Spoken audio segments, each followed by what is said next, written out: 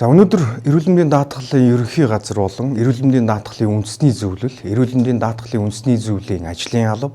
за эрүүл мэндийн даатгалын үндэсний зөвлөлийн дээр идэх техникийн хорооны 4 институт зөвлөлдөх уулзалтыг зохион байгуулж байна. За энэ одоо уулзалтын хүрээнд 2025 онд эрүүл мэндийн даатгалын үндэсний зөвлөлөөс гаргасан тогтоол шийдвэрүүдийн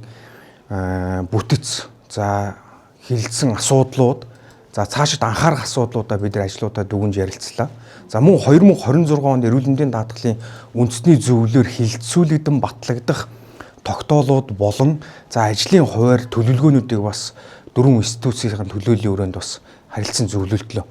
За өнөөдрийн уулзалтын бас нэг чухал асуудал нь бол одоо эрүүл мэндийн байгууллагуудын өмнө хүлээгдэж буй маш их асуугдж байгаа эрүүл мэндийн даатгалын үндэсний зөвлөлийн 03 болон 04-р тогтоолыг шинжлэх асуудал, нэмэлт өөрчлөлт оруулах асуудал бол өнөөдрийн зөвлөлдөх уулзалтын бас танилцуулганд явж байна. Өнөөдөр хэдийгээр танилцуулга төдий боловч нөгөө талдаа эрүүл мэндийн даатгалын үндэсний зөвлөлийн 4 за техник орооны ажиллах журмын дагуу за тодорхой хуулийн хугацаа шаардлагуудыг хангуулж за төслийг эрүүлж за ингээд энэ төслүүд дээр тодорхой хугацаанд ажилласны дараагаар эрүүл мэндийн даатгалын үндэсний зөвлөлөөр хилцэгдэн батлуулахаар одоо хамтран ажиллаж байна.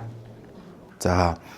техникийн хороо маань өөрөө үндсэн чиг үүрэг нь юу вэ гэхээр энэ эрүүл мэндийн даатгалын үндэсний зөвлөлийн гаргаж байгаа баталж байгаа тариф, тусламж үйлчилгээний багц, за эрүүл мэндийн байгууллагуудын энэ тусламж үйлчилгээний чанарын болон санхүүгийн хяналтын чиглэлээр гаргаж байгаа тушаал журмууд нь хууль журам, за Монгол Улсын урт хугацааны бодлогын бичиг баримт, зэрэгт нийцсэн үгүүг одоо хөндлөнгийн хараад бусаар дүгнэлт зөвлөмж гаргах юм чиг үүрэг бүхий байгууллага юм. За өнөөдрийн байдлаар манай техникийн хорооны бүрэлдэхүүнд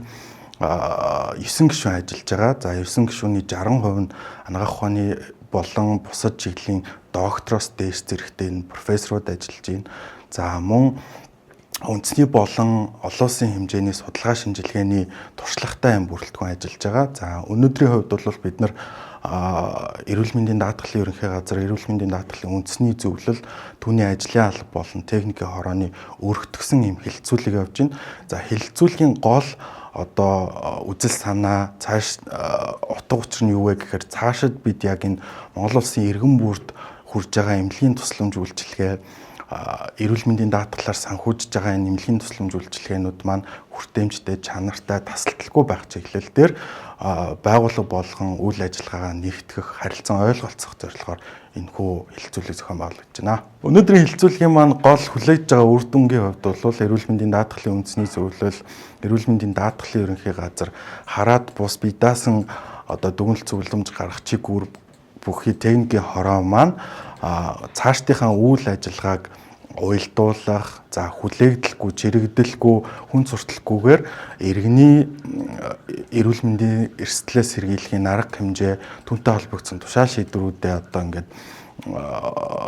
нэгдсэн бодлогоор гаргахаар ийм зорилготой үйл ажиллагаа явагдаж байна.